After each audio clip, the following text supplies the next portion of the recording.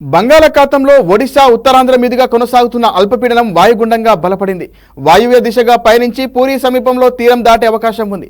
దీంతో పలు జిల్లాల్లో అక్కడక్కడ పిడుగులతో కూడిన మోస్తారు వర్షాలు కురిసే అవకాశాలున్నాయి. ఒడిశా ఉత్తరాంధ్ర మీదుగా కొనసాగుతున్న అల్పపీడనం వాయుగుండంగా మారింది. దీని ప్రభావంతో ఆంధ్రప్రదేశ్లోని విజయనగరం, శ్రీకాకుళం, పార్వతీపురం, మన్యం, ఏలూరు, అల్లూరి సీతారామరాజు, నంద్యాల జిల్లాల్లో అక్కడక్కడ పిడుగులతో కూడిన మోస్తారు వర్షాలు కురిసే అవకాశాలున్నాయి.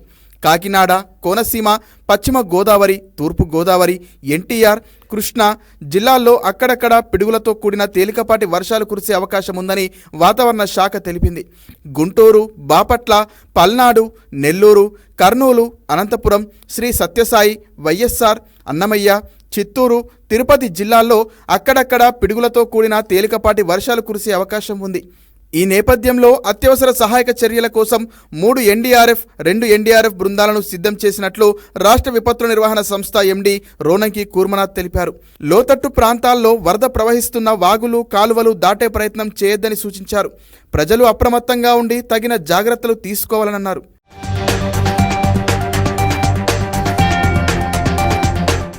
కాగా కురుస్తున్న వర్షాలతో రాజమహేంద్రవరం వద్ద గోదావరి ఉధృతి పెరిగింది. ధవళేశ్వరం కాటన్ బ్యారేజ్ వద్ద నీటి మట్టం 10.8 అడుగులకు చేరుకుంది. దీంతో సముద్రంలోకి 3.50 లక్షల క్యూసెక్లకు పైగా నీటిని విడుదల చేస్తున్నారు. ఉమ్మడి తూర్పుగోదావరి జిల్లాలోని రాజమహేంద్రవరం, రాజానగరం, అనపర్తి, మండపేట, కొత్తపేట, పి గన్నవరం, అమలాపురం నియోజకవర్గాల్లో వర్షం కురుస్తోంది. దీంతో అక్కడి 7,000 ఎకరాల్లోని పొలాలు నీట మునిగాయి. కోనసీమ జిల్లా బూరుగులంక వద్ద గోదావరిలో తాత్కాలిక రహదారి కొట్టుకుపోయింది. దేవీపట్నం మండలం గండిపోషమ్మ ఆలయాన్ని వరద ముంచెత్తింది. దీంతో ఆలయాన్ని మూసివేశారు. మిలిన మండలాల్లోనూ వాగులు పొంగుతున్నాయి. వరరామచంద్రపురం మండలంలోని అన్నవరం వాగు పొంగుతోంది. దీంతో చింతూరు, వరరామచంద్రపురం మధ్య రాకపోకలకు తీవ్ర అంతరాయం ఏర్పడింది. చింతూరు వద్ద శబరి వరద అంతకంతకు పెరుగుతోంది.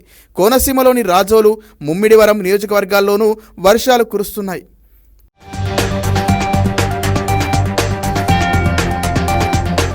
అల్లూరి జిల్లాలో భారీ వర్షాలకు కొండవాగులు పొంగుతున్నాయి. పాడేరు మండలం రాయగడ్డ వరదానిపుట్ట వద్ద మచ్చడెగ్గ ఉధృతంగా ప్రవహిస్తోంది. జీమాడుగుల మండలం కుండిబిసింగి బ్రిడ్జిపై వరద ప్రవాహంతో రాకపోకలకు అంతరాయం ఏర్పడింది. పెదబయలు మండలం గిన్నెలకోట జామిగూడలో గెడ్డలు పొంగాయి.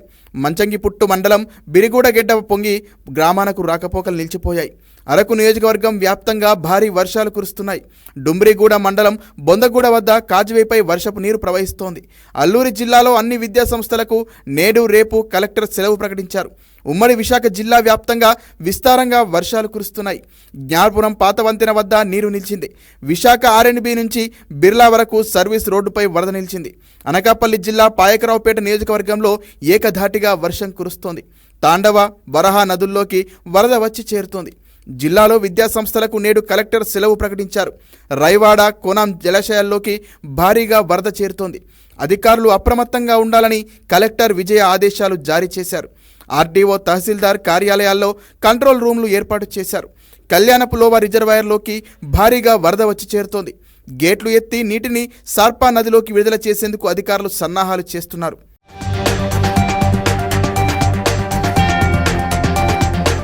ఏలూరు జిల్లాలోని మన్యం గ్రామాలు జల దిగ్బంధంలో ఉన్నాయి. దీంతో ఏజెన్సీ ప్రాంతాలకు రాకపోకలు నిలిచిపోయాయి. అలివేరు, జల్లేరు, బైనేరు వాగు, అశ్వరావుపేట, పడమటి వాగులు పొంగుతున్నాయి. సుమారు 20 గ్రామాలకు రాకపోకలు నిలిచిపోయాయి. పోలవరం ప్రాజెక్టు వద్ద గోదావరి నీటి మట్టం భారీగా పెరిగింది.